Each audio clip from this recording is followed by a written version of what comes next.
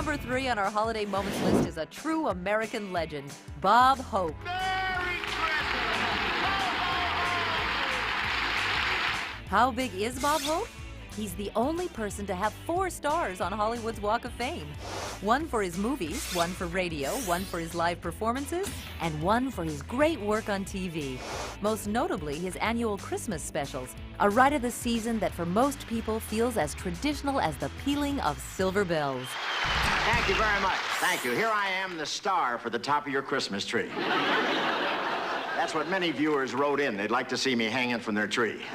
He was a genius at that kind of hokey humor that he did, and you would sit there and say, I'm not going to laugh at that. That's corny. I'm not going to laugh at that. But he would make it funny. Hey, and can you believe all those department store sales this year? I went shopping in one crowded store and wound up in ladies' lingerie. Not the department. I wound up in ladies' lingerie. Well, I remember we did a Christmas show one time where I was married to him. What he really wanted was Lonnie Anderson. How could you ever have married her? Well, it was a mistake. I proposed during a power failure. And you've had one ever since. He was a kid. He was a little boy in those costumes. He loved that. He loved it all. That's why it worked.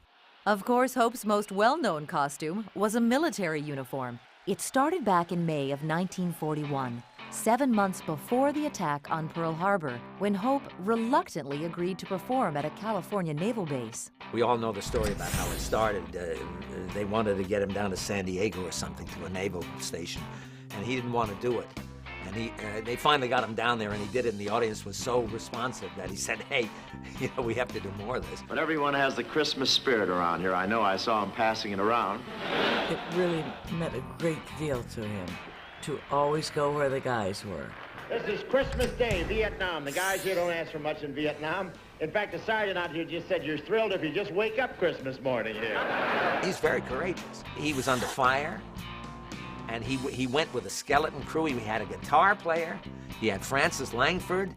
He had Raquel Welch, so he could say, I want you guys to see what you're fighting for. And everybody cheered and, threw their helmets in the air. All right, everybody back on the ground.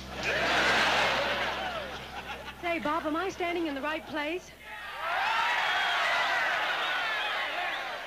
Don't worry, honey. If you're not, they'll move the base. And he would go right into the front lines, and he got shot at. I want to thank the Provost Marshal for the wonderful protection we've been getting.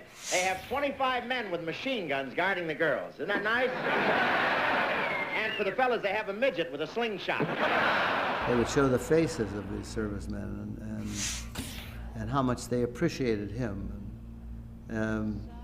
People at home got a very warm feeling that he would take the time and he would travel so far to entertain the troops at Christmas time.